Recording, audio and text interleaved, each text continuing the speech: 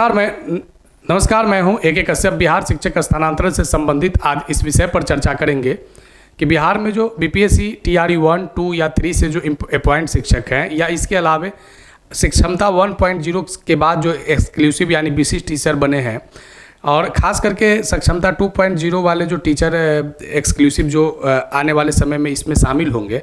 अभी अगर आंकड़ों पे बात करें तो लगभग 2.5 लाख से भी अधिक शिक्षकों की प्रक्रिया जो है वह स्थानांतरण में शामिल हो चुका है, क्योंकि 1,90,000 शिक्षकों ने पहले ही ई शिक्षा कोष पोर्टल पर अपने स्थानांतरण को लेकर अभ्यावेदन दिया था।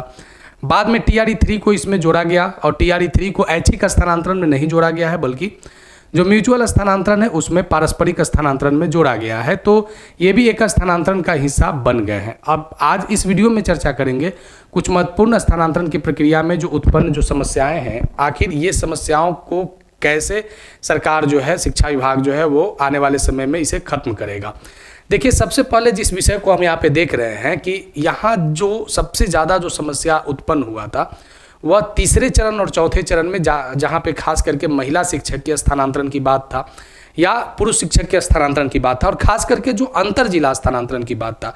तो अंतर जिला स्थानांतरण की जो समस्या पैदा हुआ है वह एक बड़ा महत्वपूर्ण विषय है। और दूसरा एक और चीज़ देखा गया था कि जिस जिले की भौगोलिक क्षेत्र बड़ा है वहाँ पे अपने ही जिले के अंदर लोग दूसरे दूरी पर, काफ़ी दूरी पर गृह ब्लॉक में वो जाना चाहते थे और उनको काफ़ी दूरी पे अपने जिले के अंदर ही भौगोलिक क्षेत्र में हो गया था।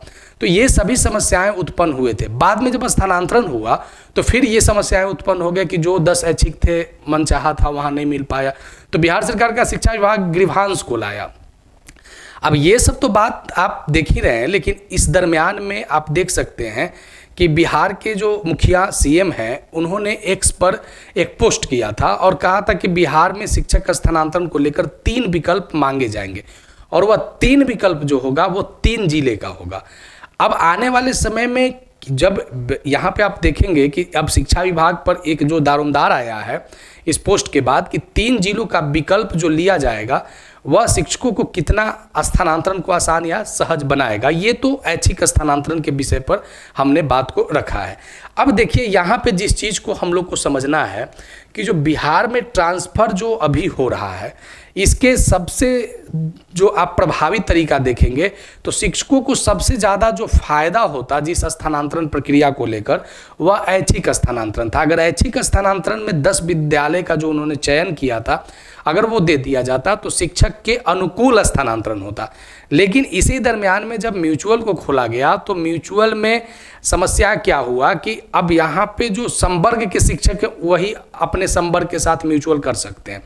नियमित शिक्षक के साथ, चाहे वो पुरुष हो या महिला हो, यहाँ पे इस विकल्प को ओपन किया गया। विशिष्ट शिक्षक के साथ और बीपीएससी वाले शिक्षक बीपीएससी के साथ।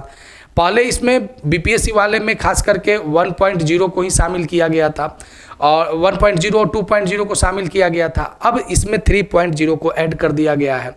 अब यहाँ पे देखिए विषय क्या है कि अगर आप देखते हैं बीपीएससी टीआरई 1 वाले को तो यहाँ पे बीपीएससी टीआरई 1 में जहाँ पे अगर पीआरटी की बात करें 1 to 5 की बात करें तो बीपीएससी टीआरई 1 में बहुत से शिक्षकों का अपॉइंटमेंट हुआ था 1 to 5 में। टीआरई 2.0 में बिल्कुल आप कह सकते हैं कि नाम मात्र का था। उसी तरीके से बीपीएससी टीआरई 1 में 6 to 8 बिल्कुल आप कह सकते हैं कि एकदम सीट था ही नहीं, जबकि बीपीएससी टीआरई 2.0 में 6 to 8 का सीट आया था। इसी तरीके से सेकेंडरी और सीनियर सेकेंडरी में भी प्रॉब्लम थे।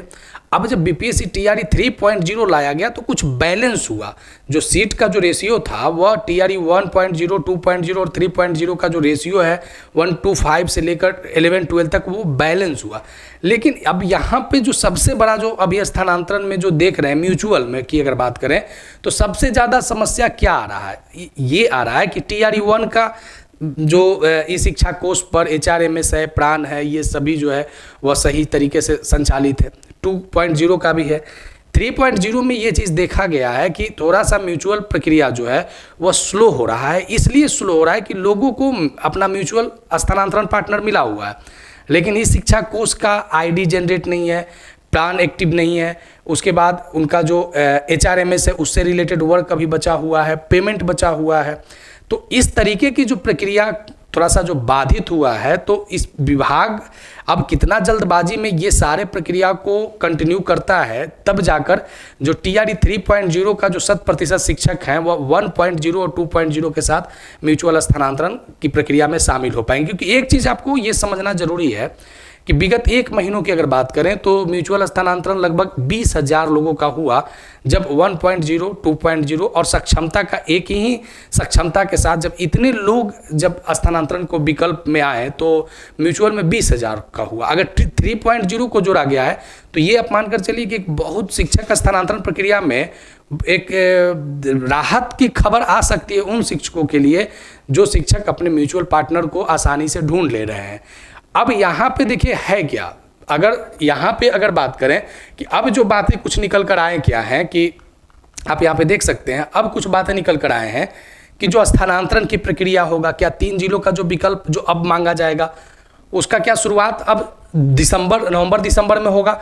क्योंकि ये बातें आमतौर पर चल रहे हैं कि जो अब स्थानांतरण के आवेदन लिए जाएंगे वर्ष में 2 बार लिए जाएंगे, मई और नवंबर में। तो अब तो अगला यानी जो 3 जिलों का अगर विकल्प पे अगर विभाग काम करता है तो क्या नवंबर में स्थानांतरण होगा, जो अगर नवंबर में नहीं दे पाए तो फिर क्या वो मई में दे पाएंगे। तो इस तरीके की प्रक्रिया तो ऐच्छिक स्थानांतरण में चलते ही रहेंगे।